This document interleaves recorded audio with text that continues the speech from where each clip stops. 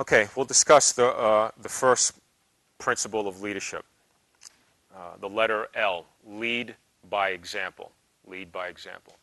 3 simple words that fly over the head of many men, and in most cases, the burden of that command, lead by example, crushes many men. Because they can't live up to the standard because they're not living a moral life, so they don't have the graces to live those standards.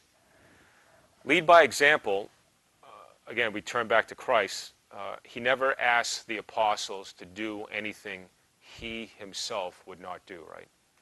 Do you think the apostles were going to follow him if Christ wasn't willing to carry his own cross, to do all the suffering that he suffered for? The apostles weren't going to be motivated by that. You have to lead by example. You cannot ask your men, your family, your spouse, your kids, your co-workers to do something that you yourself are not willing to do. Very simple precept.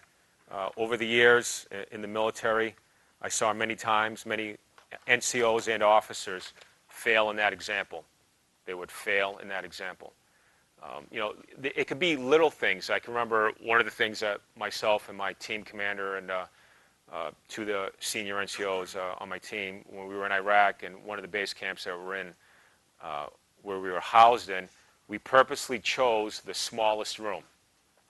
So you had the team leadership in these very tight quarters with 4 cots. And the reason why we did that was set the example for the men. We didn't want to take the larger room because what would they think? They would think they were taking advantage of our authority, right? So little things like that, a sacrifice, go a long way. Out in the fire base, when I had to do the time schedule for security watch, I would purposely put myself on at O-Doc 30-hour watch from 0300 to 0400. Because if I took the first watch or if I took the last watch, what are the men going to think? Right? I'm taking advantage of my position and authority to take watch early, right? So those little principles carry over in everything in life, in how we deal with our spouse, our family, our grandchildren. It's about sacrifice. Lead by example. Set the standard. Hold high standards to them. Lead from the front. Provide examples on how to accomplish the impossible. In word and in deed, your actions or inactions will speak more about you than you could ever say about yourself. Every moment, every interaction with others is an opportunity to lead by example, to be a beacon of truth and hope, and to inspire others towards Christ. And in my book, after each principle, I have a little reflection and examination of conscience, and then I end with a prayer. So for the L, for lead by example, the reflection is, do you lead by example with others, or do you cut corners? Do you ask or demand of others what you yourself are unwilling to accomplish on your own?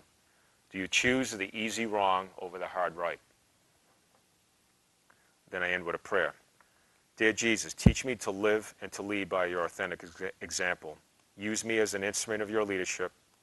With every difficult encounter in my life, may your wisdom reveal the truth within it, that I approach these challenges as opportunities to glorify you, my Lord, to provide clear examples of leadership and truth, to simply and faithfully glorify your will.